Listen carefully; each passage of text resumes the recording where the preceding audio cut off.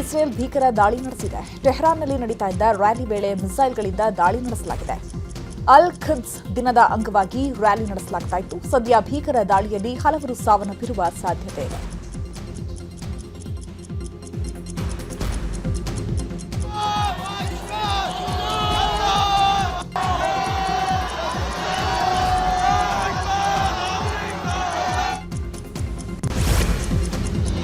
Iran Israel war ವಿಚಾರವಾಗಿ ಭಾರೀ ಚರ್ಚೆಗಳು ನಡೀತಾ ಇದೆ. ಅಮೆರಿಕದ ವಿಮಾನವನ್ನ ನಮ್ಮ ಮಿಸೈಲ್ಗಳು ಹೊಡೆದುರುಳಿಸಿದೆ ಅಂತ ಇರಾನ್ನ ಐಆರ್ಜಿಸಿ ಕ್ಲೈಮ್ ಮಾಡ್ಕೊಳ್ತಿದೆ. ಆದರೆ ಇದಕ್ಕೆ ಅಮೆರಿಕ ಪ್ರತ್ಯುತ್ತರ ನೀಡಿದ್ದು ಆಪರೇಷನ್ ಎಪಿಕ್ ಫ್ಯೂರಿ ಮುಂದುವರೆದಿದೆ. ನಮ್ಮ ನೌಕೆಗಳು ಇರಾನ್ನ ದಾಳಿಯನ್ನ ಸಮರ್ಥವಾಗಿ ಎದುರಿಸ್ತಾ ಇವೆ ಅಂತ ಹೇಳಿದೆ.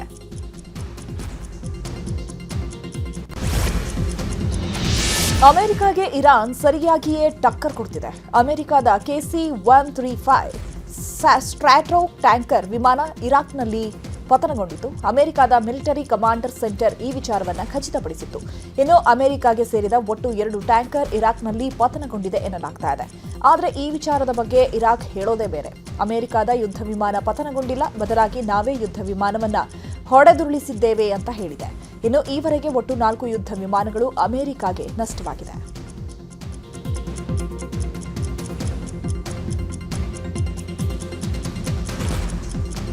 حاليا هاي حتى صواريخ بعد الموت طيار. ಇಸ್ರೇಲ್ ಮೇಲೆ ಇರಾನ್ ಯುದ್ಧ ಮುಂದುವರೆಸಿರುವ ಹೊತ್ತಲ್ಲೇ ಹರ್ಮುಜ್ ಜಲಸಂಧಿ ಬಳಿ ಸುಮಾರು 23,000ಕ್ಕೂ ಹೆಚ್ಚು ಭಾರತೀಯ ನಾವಿಕರು ಸಿಲುಕಿದ್ದಾರೆ. ಹೀಗಾಗಿ ಭಾರತೀಯ ಹಡಗು ಮತ್ತು ಅದರಲ್ಲಿ ಸಿಲುಕಿರುವಂತಹ ನಾವಿಕರನ್ನ ಸುರಕ್ಷಿತವಾಗಿ ಕರೆತರಲು ಭಾರತೀಯ ವಿದೇಶಾಂಗ ಸಚಿವರು ಇರಾನ್ ಜೊತೆ ಮಾತುಕತೆ ನಡೆಸಿದ್ದು, ಈ ವೇಳೆ ಭಾರತೀಯ ಹಡಗುಗಳನ್ನು ಹರ್ಮುಜ್ ಜಲಸಂಧಿ ಮೂಲಕ ಹಾದು ಹೋಗಲು ಇರಾನ್ ಅನುಮತಿ ನೀಡಿದೆ. ಈ ಹಿನ್ನೆಲೆ ಭಾರತೀಯ ಧ್ವಜವಿರುವಂತಹ 38 ಹಡಗುಗಳು ಹಾದು ಹೋಗಿವೆ. ಮಧ್ಯಪ್ರಾಚ್ಯದಲ್ಲಿ ಯುದ್ಧ ಹಿನ್ನೆಲೆ ಹಾಸನದಲ್ಲೂ ಗ್ಯಾಸ್ ಅಭಾವ ಉಂಟಾಗಿದೆ. ಹೋಟೆಲ್, ಹಾಸ್ಟೆಲ್ ಸೇರಿದಂತೆ ಅನೇಕ ಕಡೆಗಳಲ್ಲಿ ಗ್ಯಾಸ್ಗಾಗಿ ಪರದಾಟ ಶುರುವಾಗಿದ್ದು, ಹಾಸ್ಟೆಲ್ ಸಿಬ್ಬಂದಿ ಸೌದೆ ಒಲೆಯಲ್ಲಿ ಅಡುಗೆ ಮಾಡಿ ವಿದ್ಯಾರ್ಥಿಗಳಿಗೆ ಊಟ ಬಡಿಸುತ್ತಿದ್ದಾರೆ.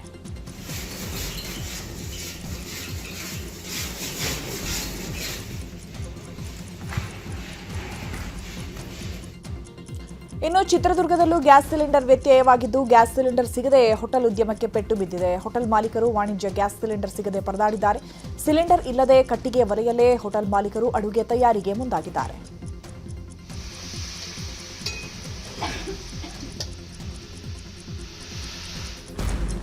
ಇನ್ನು ಉಡುಪಿಯಲ್ಲಿರುವ ಪ್ರತಿಷ್ಠಿತ ಹೋಟೆಲ್ಗಳು ಕೂಡ ಕಟ್ಟಿಗೆಯಲ್ಲಿ ಅಡುಗೆ ಮಾಡ್ತಿವೆ. ದೊಡ್ಡ ದೊಡ್ಡ ಕಠಾರ ಬಳಸಿ ಅಡುಗೆಯನ್ನು ಮಾಡಲಾಗ್ತಾ ಇದ್ದು, ಪ್ರವಾಸಿಗರ ಅನುಕೂಲಕ್ಕಾಗಿ ಪರ್ಯಾಯ ವ್ಯವಸ್ಥೆ ಮಾಡಿಕೊಂಡಿದ್ದು, ಸ್ಟಾರ್ ಹೋಟೆಲ್ಗಳಲ್ಲೂ ಕಟ್ಟಿಗೆ ಬಳಸಿ ಅಡುಗೆ ಮಾಡಲಾಗ್ತಾ ಇದೆ. ರಾಯಚೂರಿನಲ್ಲೂ ಹೋಟೆಲ್ ಉದ್ಯಮಕ್ಕೆ ಪೆಟ್ಟು ಬಿದ್ದಿದ್ದು, ಗ್ಯಾಸ್ ಸಿಲಿಂಡರ್ಗಾಗಿ ಹೋಟೆಲ್ ಮಾಲೀಕರು ಪರದಾಡ್ತಾ ಇದ್ದು, ಸಿಲಿಂಡರ್ ಖಾಲಿಯಿಂದ ಕಟ್ಟಿಗೆ ಒಲೆಯಲ್ಲೇ ಅಡುಗೆ ಮಾಡುವ ದುಸ್ಥಿತಿ ಬಂದೊದಗಿದೆ.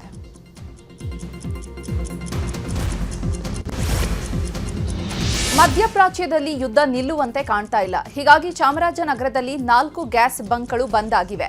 2 CNG ಬಂಕ್ ಮತ್ತು 2 ಆಟೋ LPG ಬಂಕ್ ಸ್ಥಗಿತವಾಗಿದೆ. ಹೀಗಾಗಿ ಆಟೋಗೆ ಗ್ಯಾಸ್ ತುಂಬಿಸಲು ಆಗದೆ ಚಾಲಕರು ಪರದಾಡಿದ್ದಾರೆ. ಇನ್ನು ಚಾಮರಾಜನಗರ ಕೊಳ್ಳೇಗಾಲದಲ್ಲೂ ಕೂಡ 3 ಪ್ರಮುಖ ಹೋಟೆಲ್ಗಳು ಬಂದಾಗಿವೆ. ಬಸವೇಶ್ವರ, ಶ್ರೀರಂಗ ಹಾಗೂ ಹರ್ಷ ಹೋಟೆಲ್ಗಳು ಬಂದಾಗಿದ್ದು, ಗ್ಯಾಸ್ ಪೂರೈಕೆ ಆಗದ ಹಿನ್ನೆಲೆ ಹೋಟೆಲ್ಗಳನ್ನು ಬಂದ್ ಮಾಡಲಾಗಿದೆ.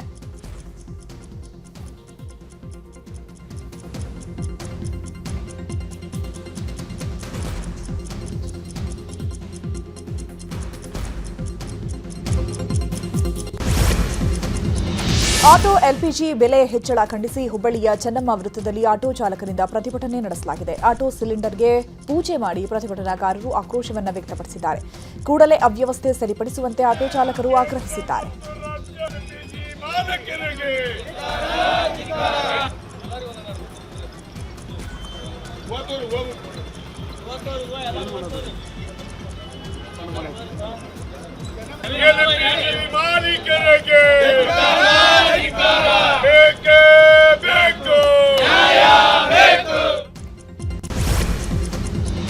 ಗ್ಯಾಸ್ ಕೊರತೆಯ ಹಿನ್ನೆಲೆ ಗದಗ ನಗರದ ಪುಟ್ಟರಾಜ್ ಗವಾಯಿಗಳ ಬಸ್ ನಿಲ್ದಾಣದ ಬಳಿ ಇದ್ದಂತಹ ಹೋಟೆಲ್ಗೆ ಬೀಗ ಹಾಕಲಾಗಿದೆ.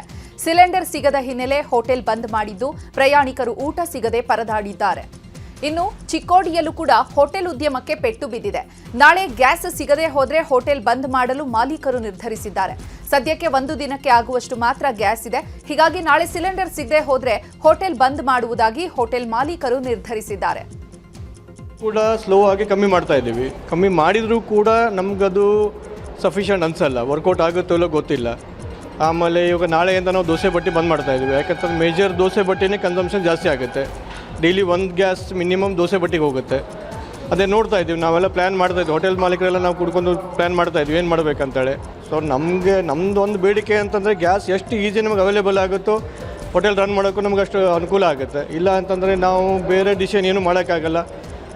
ಇನ್ನು ನಾಳೆ ಅಥವಾ ನಾಡಿದ್ದು ಗ್ಯಾಸ್ ಸಿಗಲಿಲ್ಲ ಅಂತಂದರೆ ನಾವು ಸ್ಟ್ರೇಟ್ ಅವೇ ಹೋಟೆಲ್ ಬಂದ್ ಮಾಡಬೇಕಾಗುತ್ತೆ. ಇದು ಬಿಟ್ಟು ಗ್ಯಾಸ್ ಸಿಗದೆ ನಗರದ 60ಕ್ಕೂ ಅಧಿಕ ಇಂದಿರಾ ಕ್ಯಾಂಟೀನ್ ಬಂದ್ ಮಾಡಲಾಗಿತ್ತು. ಈ ವಿಚಾರವಾಗಿ ಮಾತನಾಡಿದ GBA chief commissioner Maheshwara Rao, Indira ಕ್ಯಾಂಟೀನ್ಗೆ ಐಒಸಿಯಿಂದ ಗ್ಯಾಸ್ ಪೂರೈಕೆಗೆ ಸಮ್ಮತಿ ಸಿಕ್ಕಿದೆ. ಹೀಗಾಗಿ ಇನ್ನೆರಡು ದಿನದಲ್ಲಿ ಬಂದ್ ಆಗಿರುವ ಇಂದಿರಾ ಕ್ಯಾಂಟೀನ್ ರೀ ಓಪನ್ ಆಗಲಿದೆ. ಇಂದಿರಾ ಕಿಚನ್ನಲ್ಲಿ ಪ್ರತಿದಿನ 80 ಸಿಲಿಂಡರ್ನ ಅಗತ್ಯತೆ ಇದೆ. ಹೀಗಾಗಿ 80 ಸಿಲಿಂಡರ್ಗಳನ್ನು ನೀಡಲು ಐಒಸಿ ಒಪ್ಪಿಕೊಂಡಿದೆ ಎಂದಿದ್ದಾರೆ. ಪ್ರಕಾರ IOC ಅವರು ಸಿಲಿಂಡರ್ಸ್ ಕೊಡಲಿಕ್ಕೆ ಒಪ್ಕೊಂಡಿದ್ದಾರೆ. ಸೊ ಬೇಗನೆ ಚಾಲು ಆಗ್ತದೆ. ಕನಿಷ್ಠ 80 ಸಿಲಿಂಡರ್ ಪ್ರತಿದಿನ ಖರ್ಚಾಗ್ತದೆ. ಸ್ವಲ್ಪ ಆಪ್ಟಿಮೈಸ್ ಮಾಡ್ತೀವಿ. ಅದು ನೋಡಿದರೆ ಖಂಡಿತ ಅವಕಾಶ ನಮಗೆ ಸಮಸ್ಯೆ ಬರೋದಿಲ್ಲ.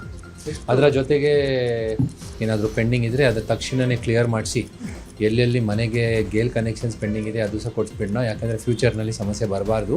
ಅದು ಸಹ ಒಂದು ನಿರ್ದೇಶನ ಕೊಟ್ಟಿದೆ. ಆಲ್ರೆಡಿ ಸರ್ಕಾರ ಒಂದು ಸರಿ ಪರ್ಮಿಷನ್ ಕೊಡಲಿಕ್ಕೆ ಒಪ್ಕೊಂಡಿದ್ದ ಆಧಾರದ ಮೇಲೆ ನಾವು ಕಮಿಟಿಗೆ ವೆರಿಫಿಕೇಷನ್ ಮಾಡಲಿಕ್ಕೆ ಹೇಳಿದರು. ನಾವು ವೆರಿಫಿಕೇಷನ್ ಮಾಡಿಟ್ಟು ರಾಜ್ಯದಲ್ಲಿ ಸಿಲಿಂಡರ್ ಸಮಸ್ಯೆ ಹಿನ್ನೆಲೆ ಸೌದೆಗೆ ಭಾರಿ ಬೇಡಿಕೆ ಹೆಚ್ಚಾಗಿದೆ. ಮೊದಲಿಗಿಂತ ದುಪ್ಪಟ್ಟು ಬೆಲೆ ಏರಿಕೆಯಾಗಿದ್ದು, ಈ ಬಗ್ಗೆ ದೊಡ್ಡಬಳ್ಳಾಪುರದ ಸಮೃದ್ಧಿ ಹೋಟೆಲ್ ಮಾಲೀಕ ದೇವೇಂದ್ರಪ್ಪ ಅಸಮಾಧಾನ ವ್ಯಕ್ತಪಡಿಸಿದ್ದಾರೆ. ಮೊದಲು ಟನ್ಗೆ 2,500 ರೂಪಾಯಿ ಇದ್ದ ದರ ಈಗ 5ರಿಂದ 10,000ವರೆಗೆ ಏರಿಕೆಯಾಗಿದೆ.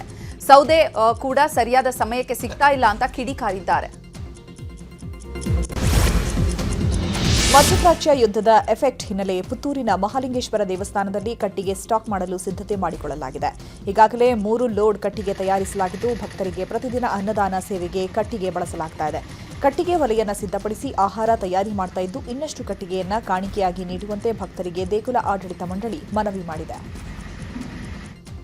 ಮಹಾಲಿಂಗೇಶ್ವರ ದೇವಸ್ಥಾನದಲ್ಲಿ ನಾವು ಒಲೆಯ ವ್ಯವಸ್ಥೆ, ಕಟ್ಟಿಗೆ ಒಲೆಯ ವ್ಯವಸ್ಥೆಯನ್ನು ಮಾಡಿ 2 ಲೋಡ್ ಸೌದೆಯನ್ನು ನನ್ನ ಮನೆಯಿಂದ ಒಡೆದ ಸೌದೆಯನ್ನು ತಂದಿದ್ದೇನೆ. ಹಾಗೆ ಮೊನ್ನೆ ಮಾರಪ್ಪ ರೈಯವರು ಅವರೊಂದು ಲೋಡ್ ಕೊಟ್ಟಿದ್ದಾರೆ. ಅವರು ಒಂದು ಲೋಡು ಕೊಟ್ಟಿದ್ದಾರೆ. ಹಾಗೆ ಮತ್ತೊಬ್ಬರು ಹೆಂಗಸರು ಕೂಡ ಒಂದು ಪಿಕಪ್ ಕೊಟ್ಟಿದ್ದಾರೆ. ಇವತ್ತೊಬ್ಬರು ಬಂದು ಅದನ್ನು ಒಡೆದು ಕೊಡುವ ಕೆಲಸ ನನ್ನ ಮಿಷನಿಂದ ಅಂತ ಹೇಳಿ ಮಿಷನನ್ನು ಕೊಟ್ಟಿರುತ್ತಾರೆ. ಹಾಗೆ ಇನ್ನೂ 2-3 ಜನ ಭಕ್ತರುಗಳು ಹೇಳಿದ್ದಾರೆ ನಾವು ಕಟ್ಟಿಗೆ ಕೊಡ್ತೇವೆ ಅಂತೇಳಿ. ಇವತ್ತು ನಮ್ಮ ಮಹಾಲಿಂಗೇಶ್ವರ ದೇವಸ್ಥಾನದಲ್ಲಿ ನಾವು ಸಿಲಿಂಡರ್ ಕೊರತೆಯಿಂದ ಬಹುತೇಕ ಕಡೆ ಪ್ರಸಾದ ಬಂದ್ ಆಗಿದೆ. ಆದರೆ ಹುಬ್ಬಳ್ಳಿಯ ಸಿದ್ದಾರೂಢ ಮಠದಲ್ಲಿ ಪ್ರಸಾದ ವಿತರಣೆ ನಿರಂತರವಾಗಿ ನಡೀತಾ ಇದೆ. ನಿತ್ಯ 7ರಿಂದ 8,000 ಜನರಿಗೆ ಪ್ರಸಾದ ವಿತರಣೆ ಮಾಡಲಾಗ್ತಾ ಇದೆ. ರಾಜ್ಯದ ಮೂಲೆ ಮೂಲೆಗಳಿಂದಲೂ ಕೂಡ ಭಕ್ತರು ಬರ್ತಾ ಇದ್ದು, ದೇವರ ದರ್ಶನ ಪಡೆದು ಭಕ್ತರು ಪ್ರಸಾದ ಸೇವಿಸುತ್ತಿದ್ದಾರೆ. ಗ್ಯಾಸ್ ಸ್ಟೀಮ್ ಮೂಲಕ ಅಡುಗೆ ತಯಾರಿಸಿ ಭಕ್ತರಿಗೆ ಪ್ರಸಾದ ವಿತರಣೆ ಮಾಡಲಾಗ್ತಿದೆ.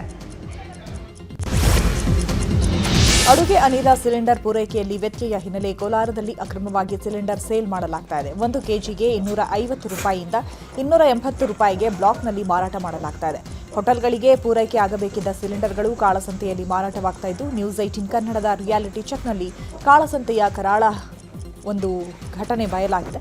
ಇನ್ನು ಕಾಳಸಂತೆಯಲ್ಲಿ ಕಮರ್ಷಿಯಲ್ ಸಿಲಿಂಡರ್ ಗ್ಯಾಸ್ ಮಾರಾಟ ತಡೆಯಲು ಸಾರ್ವಜನಿಕರು ಒತ್ತಾಯಿಸಿದ್ದಾರೆ.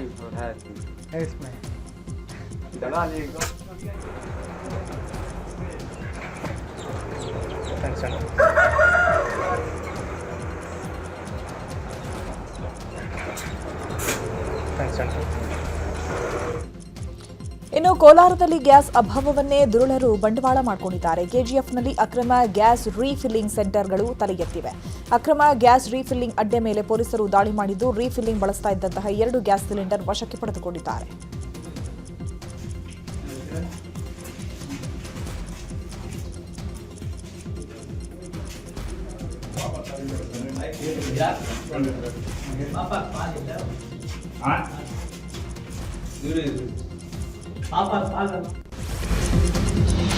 ರಾಜ್ಯದಲ್ಲಿ ಗ್ಯಾಸ್ ಸಿಲಿಂಡರ್ ಅಭಾವದ ಹಿನ್ನೆಲೆ ಕನ್ನಡಪರ ಹೋರಾಟಗಾರ ವಾಟಾಳ್ ನಾಗರಾಜ್ ಪ್ರತಿಭಟನೆ ನಡೆಸಿದ್ದಾರೆ. ಮೈಸೂರಿನ ಹಾರ್ಡಿಂಗ್ ವೃತ್ತದಲ್ಲಿ ಖಾಲಿ ಸಿಲಿಂಡರ್ ಹಿಡಿದು ಸೌದೆ ಒಲೆಯಲ್ಲಿ ಬಿಸಿ ಕಾಯಿಸಿ ಪ್ರತಿಭಟನೆ ಮಾಡಿದ್ದಾರೆ. ಯುದ್ಧ ನಮಗೆ ಬೇಕಾಗಿಲ್ಲ, ಅಮೆರಿಕದವರಿಗೆ ಜೀವನ ಪರ್ಯಂತ ಯುದ್ಧ ಬೇಕು, ಟ್ರಂಪ್ ಒಬ್ಬ ಸರ್ವಾಧಿಕಾರಿ, ಹೀಗಾಗಿ ಇತರೆ ದೇಶಗಳು ಸುಮ್ಮನೆ ಕೂರಬಾರದು, ಯುದ್ಧ ನಿಲ್ಲಿಸುವಂತೆ ಅಮೆರಿಕಾಗೆ ಮನವಿ ಮಾಡಬೇಕು ಅಂದಿದ್ದಾರೆ. ಬರೇ ಅಮೇರಿಕಾ, ಇಸ್ರೇಲ್, ಇರಾನ್ ಬರೀ ಒಂದೇ ಅಲ್ಲ, ಅಲ್ಲಿ ಬಾಂಬುಗಳ ಸುರಿಮಳೆ, ಇಲ್ಲಿ ಗ್ಯಾಸ್ ಇಲ್ಲದೆ ಕಣ್ಣೀರಿನ ಸುರಿಮಳೆ, ಅಲ್ಲಿ ಬಾಂಬುಗಳ ಸುರಿಮಳೆ, ಇಲ್ಲಿ ಅನೇಕ ಔಷಧಿಗಳು, ಆಹಾರಗಳು ಬರದೇ ಇರತಕ್ಕಂಥ ಪರಿಸ್ಥಿತಿ ನಮಗೆ ನಿರ್ಮಾಣ ಆಗಿದೆ. ಕೊನೆಯಲ್ಲಿ ಸಾಯುವಾಗ ಏನೂ ಇಲ್ಲ, ಎರಡು ಕೈ ಖಾಲಿ ಕೈ ಅಂತೇಳಿ ಇಡೀ ಪ್ರಪಂಚಕ್ಕೆ ತೋರಿಸ್ಬಿಡ್ತಾರೆ. ಟ್ರಂಪ್ ನಿಜವಾಗ್ಲೂ ಯಾಕೆ ಆ ರೀತಿ ಮಾಡ್ತಾ ಇದ್ದಾರೋ ಗೊತ್ತಿಲ್ಲ. ಗ್ಯಾಸ್ ಸಿಲಿಂಡರ್ ಅಭಾವ ವಿಚಾರದ ಬಗ್ಗೆ ಮಾತನಾಡಿದ ಸಚಿವ ಕೆಎಚ್ ಮುನಿಯಪ್ಪ, ಗೃಹ ಬಳಕೆಗೂ ಏನು ತೊಂದರೆ ಇಲ್ಲ, ಯಾರೂ ಅನವಶ್ಯಕವಾಗಿ ಮೊದಲೇ ಬುಕ್ ಮಾಡುವ ಅವಶ್ಯಕತೆ ಇಲ್ಲ, ಹಾಸ್ಪಿಟಲ್ಗಳಿಗೆ ಗ್ಯಾಸ್ ವ್ಯವಸ್ಥೆ ಆಗುವಂತೆ ನೋಡಿಕೊಂಡಿದ್ದೇವೆ, ಮಿತಿಯಾಗಿ ಬಳಸಿಕೊಳ್ಳಲು ಸೂಚನೆ ನೀಡಿದ್ದೇವೆ, ಈಗಾಗಲೇ 2 ಶಿಪ್ಗಳಲ್ಲಿ ಗ್ಯಾಸ್ ಬಂದಿದೆ, ಪರಿಸ್ಥಿತಿ ಸುಧಾರಣೆ ನಂತರ ಇನ್ನೂ 10 ಶಿಪ್ಗಳು ಬರುವ ಸಾಧ್ಯತೆ ಇದೆ ಎಂದಿದ್ದಾರೆ. ಇನ್ನು ಇದೇ ವಿಚಾರವಾಗಿ ಸಚಿವ ಸತೀಶ್ ಜಾರಕಿಹೊಳಿ ಕೂಡ ಪ್ರತಿಕ್ರಿಯಿಸಿದ್ದಾರೆ. ಸರ್ವಿಸ್ ಈಗ ಹಾಸ್ಟೆಲ್ಗೆ ಮತ್ತು ಶಾಲೆಗಳಿಗೆ, ರೆಸಿಡೆನ್ಷಿಯಲ್ ಸ್ಕೂಲ್ಸ್ಗೆ ಬೇಕೇ ಬೇಕು, ಹಾಸ್ಪಿಟ್ಲಿಗೆ ಬೇಕೇ ಬೇಕು. ಇದಕ್ಕೆ ಪೂರಕವಾಗಿ ತಯಾರು ಮಾಡುವಂಥ ಪದಾರ್ಥಗಳು ತಯಾರು ಮಾಡುವಂಥ ಕಡೆ, ಔಷಧಿ ತಯಾರು ಮಾಡೋ ಕಡೆ ಅಂತ ಇದಕ್ಕೂ ಕೂಡ ಅದನ್ನು ವ್ಯವಸ್ಥೆ ಮಾಡುವಂಥದ್ದನ್ನು ಏರ್ಪಾಡು ಮಾಡಿದ್ದೀವಿ. ಈಗಾಗಲೇ 2 ಶಿಪ್ಪು ಬಂದಿರೋದು ನನ್ನ ಸದನದಲ್ಲಿ ಹೇಳಿದ್ದೇನೆ, ಬರ್ತಾ ಇದೆ. ಅದಾದ ಮೇಲೆ ಮತ್ತೆ ಇನ್ನೂ 10-12 ಶಿಪ್ಪು ಕ್ಯೂನಲ್ಲಿವೆ. ಒಂದು ವೇಳೆ ಅವು ಬಂದರೆ ಒಂದು ವಾರ 10 ದಿನದಲ್ಲಿ ಎಲ್ಲ ಪ್ರಾಬ್ಲಮ್ ಸಾಲ್ವ್ ಆಗ್ಬೋದು ಅಂತ ಚಿಂತನೆ ಮಾಡಿದ್ದೀವಿ. ಇನ್ನೂ ಅವು ಲೈನಪ್ ಆಗಿವೆ, ಆದರೆ ಪರ್ಮಿಷನ್ ಇನ್ನೂ ಸಿಕ್ಕಿಲ್ಲ. ಸಮಸ್ಯೆ ಹೌದೌದು ಬಂದಿದೆ. ಈಗ ಒಂದೇ ಪರಿಹಾರ ಅಂದರೆ ನಾವು ಅದನ್ನ ಮಿತವ್ಯಕರವಾಗಿ ಕಡಿಮೆ ಅಂತ ಬಳಸ್ಬೇಕು. ಅದು ಒಂದೇ ಪರಿಹಾರ, ಯಾಕಂದರೆ ಮೇನ್ ಬರುವ ಸೋರ್ಸಲ್ಲೇ ವಾರ್ ನಡೀತಾ ಇದೆ, ಬರ್ತಾ ಇಲ್ಲ. ಕಾಂಗ್ರೆಸ್ನಲ್ಲಿ ಡಿನ್ನರ್ ಪಾಲಿಟಿಕ್ಸ್ ಜೋರಾಗಿದೆ. ಡಿಸಿಎಂ ಡಿಕೆಶಿ ಬೆನ್ನಲ್ಲೇ ಸಿಎಂ ಸಿದ್ದರಾಮಯ್ಯ ಅವರಿಂದಲೂ ಕೂಡ ಔತಣಕೂಟ ಆಯೋಜಿಸಲಾಗಿದೆ. ಸೋಮವಾರ ಕಾಂಗ್ರೆಸ್ ಶಾಸಕರಿಗೆ ಸಿಎಂ ಡಿನ್ನರ್ ಆಯೋಜಿಸಿದ್ದಾರೆ. ಅಧಿವೇಶನದ ಸಂದರ್ಭದಲ್ಲೇ ಕಾಂಗ್ರೆಸ್ನಲ್ಲಿ ರಾಜಕೀಯ ಚಟುವಟಿಕೆ ಗರಿಗೆದರಿರೋದು ಕುತೂಹಲಕ್ಕೆ ಕಾರಣವಾಗಿದೆ. ಇನ್ನು ಸಿಎಂ ಅಧಿಕೃತ ನಿವಾಸ ಕಾವೇರಿಯಲ್ಲೇ ಔತಣಕೂಟ ಆಯೋಜಿಸಲಾಗಿದೆ. ಇನ್ನು ಇದೇ ವಿಚಾರವಾಗಿ ಮಾತನಾಡಿದ ಸಚಿವ ರಾಮಲಿಂಗಾರೆಡ್ಡಿ, ಸಿಎಂ ಸೋಮವಾರ ಸಂಜೆ 7:30ಕ್ಕೆ ಸಭೆ ಕರೆದಿದ್ದಾರೆ. 16 ಸಚಿವರಿಗೆ ಮಾತ್ರ ಸಭೆಗೆ ಕರೆದಿದ್ದಾರೆ. ಇನ್ನು ಬೇರೆ ಯಾರನ್ನ ಕರೀತಾರೋ ಗೊತ್ತಿಲ್ಲ ಅಂದಿದ್ದಾರೆ. ತಾರೀಕು ಸಾಯಂಕಾಲ 7:30ಗೆ ಕರೆದಿದ್ದಾರೆ, ನನಗೂ ಕೂಡ ಕರೆದಿದ್ದಾರೆ. ಆಗಾಗ ಹಿರಿಯ ಸಚಿವರನ್ನು ಕರೆದು ಸರ್ಕಾರದ ಬಗ್ಗೆ, ಪಕ್ಷದ ಬಗ್ಗೆ ಮಾತಾಡ್ತಾರೆ. ಏನು ಹೊಸದೇನಲ್ಲ, ಮೊದಲಿಂದಲೂ ಕೂಡ. ವಿಧಾನಸಭೆಯಲ್ಲಿ ಬಜೆಟ್ ಮೇಲಿನ ಚರ್ಚೆ ವೇಳೆ ಪವರ್ ಶೇರಿಂಗ್ ವಿಚಾರ ಪ್ರಸ್ತಾಪಿಸಿ ಶಾಸಕ ಸುರೇಶ್ ಗೌಡ ಸಿಎಂ ಡಿಸಿಎಂ ಕಾಲೆಳೆದಿದ್ದಾರೆ. ಈ ಕುರಿತು ಮಾತನಾಡಿದ ಅವರು, ನಾನು ಮತ್ತೆ ಡಿಕೆ ಶಿವಕುಮಾರ್ ಹಾಲು ಜೇನಿನಂತೆ ಅಂತಾರೆ ಮುಖ್ಯಮಂತ್ರಿಗಳು. ಅವರಿಗೆ ನಾವು ಹುಳಿ ಹಿಂಡ್ತೇವಂತೆ. ನಾವ್ಯಾಕೆ ಅವರಿಗೆ ಹುಳಿ ಹಿಂಡೋದು? ನಮಗೆ ರಾಜ್ಯ ಹಾಗೂ ಕ್ಷೇತ್ರದಲ್ಲಿ ಮಾಡುವ ಕೆಲಸ ಬಹಳಷ್ಟಿದೆ. ಸಿಎಂ ಡಿಸಿಎಂ ಮಧ್ಯೆನ ಸಂಬಂಧವೇ ಕೆಟ್ಟು ಹೋಗಿದೆ. ಅಕ್ಕಪಕ್ಕದಲ್ಲಿ 45 ನಿಮಿಷಗಳ ಕಾಲ ಕೂತ್ಕೊಂಡ್ರೂ ಕೂಡ ಮಾತನಾಡೋದಿಲ್ಲ. ಇವರಿಬ್ರು ಜೋಡೆತ್ತು ಇದ್ದಂತೆ ಅಂತಾರೆ ಅಂತ ವ್ಯಂಗ್ಯವಾಡಿದ್ರು. ಸಿದ್ದರಾಮಯ್ಯನವರು ಮಾತ್ರ ಹೇಳ್ತಿರ್ತಾರೆ, ನಾವು ಮತ್ತೆ ಡಿಕೆ ಶಿವಕುಮಾರ್ ಅವರು ಹಾಲು ಮತ್ತು ಜೇನು ಇದ್ದಂತೆ ಅಂತ. ಆದರೆ ಬಿಜೆಪಿ ಅವರು ಅದಕ್ಕೆ ಹುಳಿ ಹಿಂಡ್ತೀರಾ ಅಂತ ಹೇಳ್ತಿರ್ತಾರೆ. ನಾವ್ಯಾಕೆ ಮಾನ್ಯ ಸಭಾಧ್ಯಕ್ಷರೇ ಹುಳಿ ಹಿಂಡೋದು? ನಮಗೆ ರಾಜ್ಯದಲ್ಲಿ ಮಾಡೋ ಕೆಲಸ ಸಾಕಷ್ಟಿದೆ, ಕ್ಷೇತ್ರದಲ್ಲಿ ಮಾಡುವಂಥ ಕೆಲಸನೂ ಸಾಕಷ್ಟಿದೆ. ನಾವ್ಯಾಕೆ ಹುಳಿ? ಹಿರಿಯ ಕಾಂಗ್ರೆಸ್ ಶಾಸಕರ ಸಭೆ ಹಾಗೂ ದೆಹಲಿಗೆ ಹೋಗುವ ವಿಚಾರವಾಗಿ ಮಾತನಾಡಿದ ಗೃಹ ಸಚಿವ ಪರಮೇಶ್ವರ್, ಆಕಾಂಕ್ಷಿಗಳು ಬಹಳ ಜನ ಇದ್ದಾರೆ. ಪ್ರತಿಯೊಬ್ಬರಿಗೂ ರಾಜಕಾರಣಕ್ಕೆ ಬಂದಾಗ ಶಾಸಕನಾಗಬೇಕು, ಸಚಿವನಾಗಬೇಕು, ಮತ್ತೊಂದಾಗಬೇಕು ಅಂತ ಆಸೆಗಳಿರುತ್ತೆ. ಇಲ್ಲಾಂದ್ರೆ ರಾಜಕಾರಣಕ್ಕೆ ಯಾಕೆ ಬರ್ತಾರೆ ಹೇಳಿ? ಯಾವುದೇ ಹುದ್ದೆಗೆ ಸೇರಿದ್ರೂ ಕೂಡ ಪ್ರಮೋಷನ್ಗಳು ಇದ್ದೇ ಇರುತ್ತೆ. ಹಾಗೆ ರಾಜಕಾರಣದಲ್ಲೂ ಕೂಡ ಇದೇ ರೀತಿ ಶಾಸಕರಾದವರು ಮಂತ್ರಿ ಆಗಬೇಕು ಅಂತ ಸ್ವಾಭಾವಿಕವಾಗಿ ಆಸೆಯನ್ನ ಹೊಂದಿರ್ತಾರೆ. ಅದನ್ನ ತಪ್ಪು ಅಂತ ಹೇಳೋಕ್ಕಾಗಲ್ಲ ಅಂದಿದ್ದಾರೆ. ಇನ್ನು ಇದೇ ವಿಚಾರವಾಗಿ ಡಿಸಿಎಂ ಡಿಕೆ ಶಿವಕುಮಾರ್, ಸಚಿವ ರಾಮಲಿಂಗಾರೆಡ್ಡಿ ಕೂಡ ಪ್ರತಿಕ್ರಿಯಿಸಿದ್ದಾರೆ. ಜನ ಇದ್ದಾರೆ, ಪ್ರತಿಯೊಬ್ಬರಿಗೂ ರಾಜಕಾರಣಕ್ಕೆ ಬಂದಂಥ ಸಂದರ್ಭದಲ್ಲಿ ನಾನು MLA ಆಗಬೇಕು, MLA ಆದಮೇಲೆ ಮಂತ್ರಿ ಆಗಬೇಕು, ಮಂತ್ರಿ ಆದಮೇಲೆ ಇನ್ನೊಂದು ಆಗಬೇಕು, ಈ ಥರದ್ದು ಅವರ ಆಸೆಗಳಿದ್ದೇ ಇರುತ್ತೆ. ಇಲ್ಲಾಂತ ಇದೆ, ಎಲ್ಲ ಮಂತ್ರಿ ಆಗಬೇಕು ಅಂತ ಆಸೆ ಇದೆ. ನಾನು ಫಸ್ಟ್ ಟೈಮ್ ಬಂದಿದ್ದು, ನಾನು ಓಲ್ಡ್ ಆಗ್ತೀನಿ. ಎನ್ನೆ ಸೇರಿದ್ದು ಹಿರಿಯ ಶಾಸಕರು 3 ಬಾರಿ 4 ಬಾರಿ 5 ಬಾರಿ 6 ಬಾರಿ ಶಾಸಕರಾದಂಥವರು ಕೂಡ ಇದ್ದಾರೆ. ಅವರಿಗೆ ಎಲ್ಲರೂ ಕೂಡ ಏನಂದ್ಕೊಂಡಿದ್ರು, 2.5 ವರ್ಷ ಆದಮೇಲೆ ರೀಶಫಲ್ ಆಗುತ್ತೆ, ನಮಗೂ ಅವಕಾಶ ಸಿಗುತ್ತೆ ಅಂತ ಅವರು ಕೂಡ ಅಂದ್ಕೊಂಡಿದ್ರು. ಆದರೆ ಸ್ವಲ್ಪ ಕಾಂಗ್ರೆಸ್ ಶಾಸಕರಿಂದ ಸಂಪುಟ ಪುನಾರಚನೆಗೆ ಒತ್ತಡ ಹೆಚ್ಚಾಗಿದೆ. ಹೀಗಾಗಿ ಕಾಂಗ್ರೆಸ್ನ 30 ಶಾಸಕರು ದೆಹಲಿಗೆ ತೆರಳಲು ಮುಂದಾಗಿದ್ದಾರೆ. ಮಾರ್ಚ್ 26ರಂದು ರಾತ್ರಿ ಬೆಂಗಳೂರಿನಿಂದ ದೆಹಲಿಗೆ ತೆರಳಲು ಹಿರಿಯ ಶಾಸಕರು ನಿರ್ಧರಿಸಿದ್ದಾರೆ. ನಿನ್ನೆ ನಡೆದ ಶಾಸಕರ ಸಭೆಯಲ್ಲಿ ನಿರ್ಧಾರ ಕೈಗೊಳ್ಳಲಾಗಿದ್ದು, ಹೈಕಮಾಂಡ್ ನಾಯಕರನ್ನ ಭೇಟಿಯಾಗಿ ಸಚಿವ ಸ್ಥಾನಕ್ಕಾಗಿ ಒತ್ತಡ ಹಾಕಲು ಶಾಸಕರು ಮುಂದಾಗಿದ್ದಾರೆ. ಇನ್ನು ಇದೇ ವಿಚಾರವಾಗಿ ಬೆಂಗಳೂರಿನಲ್ಲಿ ಮಾತನಾಡಿದ ಶಾಸಕ ಬೇಳೂರು ಗೋಪಾಲಕೃಷ್ಣ, ಸಮಾನ ಮನಸ್ಸುಳ್ಳ ಹಿರಿಯ ಶಾಸಕರು ಸೇರಿದ್ದೆವು. 2028ಕ್ಕೂ ಕೂಡ ಸರ್ಕಾರ ಅಧಿಕಾರಕ್ಕೆ ಬರಬೇಕು, ನಮಗೂ ಮಂತ್ರಿಗಿರಿ ಸ್ಥಾನ ಕೊಡಬೇಕು. ಅದಕ್ಕೆ 26ರಿಂದ 27 ಶಾಸಕರು ಸೇರಿದ್ವಿ. ಬೌರಿಂಗ್ ಕ್ಲಬ್ನಲ್ಲಿ ಎಲ್ಲರೂ ಸಭೆ ಮಾಡಿದ್ವಿ ಅಂತ ಹೇಳಿದರು. ಇನ್ನು ಇದೇ ವಿಚಾರವಾಗಿ ಶಾಸಕ ಅಶೋಕ್ ಪಟ್ಟಣ್ ಕೂಡ ಪ್ರತಿಕ್ರಿಯಿಸಿದ್ದಾರೆ. ಸಮಾನ ಮನಸ್ಕರಿರುವಂಥ ಒಂದಿಷ್ಟು ಹಿರಿಯ ಶಾಸಕರುಗಳಲ್ಲೂ ನಾವು ಸೇರಿದ್ದೀವಿ. ನಮ್ಮ ಉದ್ದೇಶ ಏನಂದರೆ, ರಾಜ್ಯ ಸರ್ಕಾರ 28ಕ್ಕೂ ಸಹ ನಮ್ಮ ಸರ್ಕಾರ ಮುಂದಾಗಿ ಬರಬೇಕು ಅನ್ನೋ ಉದ್ದೇಶದಲ್ಲಿ ಗೊಂದಲಗಳು ಸೃಷ್ಟಿಯಾಗಬಾರ್ದು ಅನ್ನೋ ಇದರಲ್ಲಿ.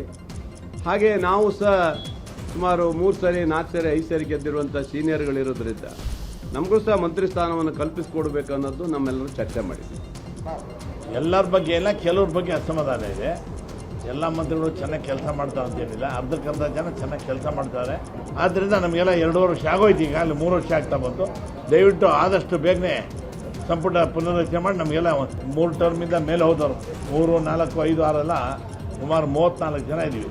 ಮಿನಿಮಮ್ 22 ಜನಕ್ಕೆ ನಾವು ಮಂತ್ರಿ ಮಾಡಲೇಬೇಕು ಅಂತ ಹೇಳಿ ನಾವು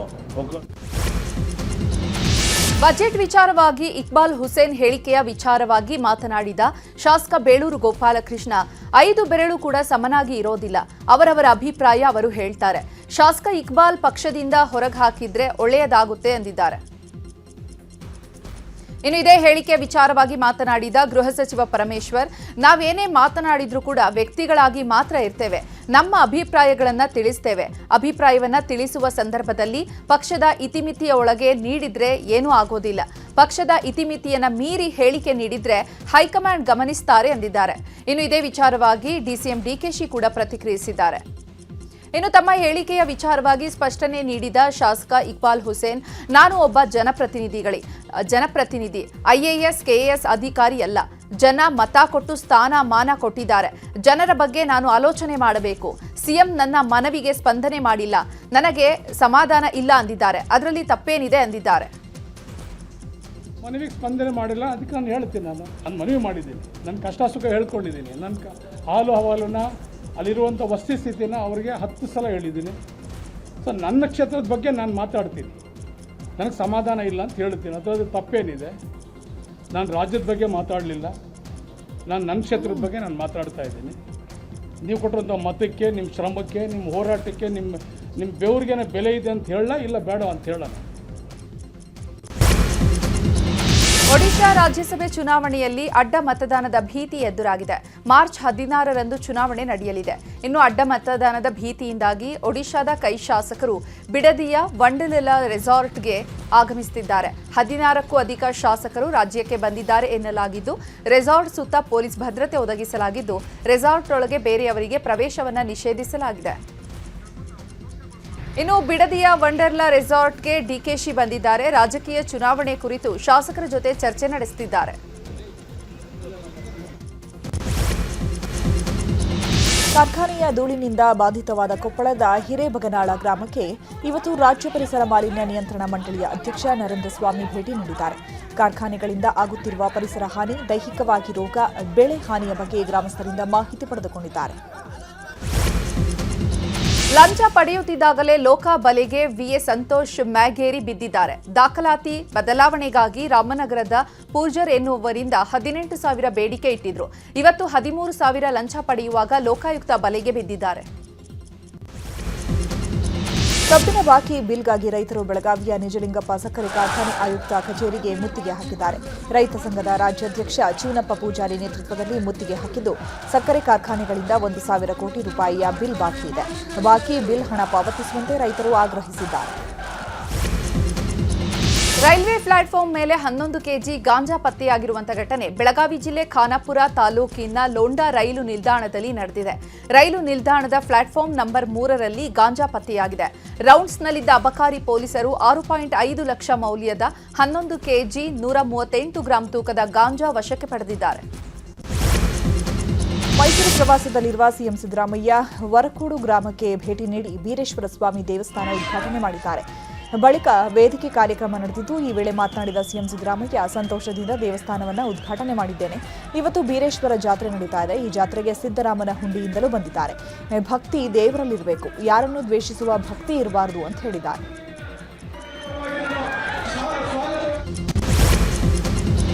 ಮಹಿಳೆಯರಿಗೆ ಕಡ್ಡಾಯ ಮುಟ್ಟಿನ ರಜೆ ಕಾನೂನು ತರುವ ಬೇಡಿಕೆಯನ್ನು ಸುಪ್ರೀಂ ಕೋರ್ಟ್ ತಿರಸ್ಕರಿಸಿದೆ. ಇದರಿಂದ ಉದ್ಯೋಗದ ಮೇಲೆ ಪ್ರತಿಕೂಲ ಪರಿಣಾಮ ಬೀರಬಹುದು, ಮಹಿಳೆಯರನ್ನ ನೇಮಿಸಿಕೊಳ್ಳಲು ಹಿಂಜರಿಯಬಹುದು ಮತ್ತು ಮಹಿಳೆಯರಲ್ಲಿ ಕೀಳರಿಮೆ ಬೆಳೆಯಬಹುದು ಅಂತ ನ್ಯಾಯಾಲಯ ಅಭಿಪ್ರಾಯಪಟ್ಟಿದೆ.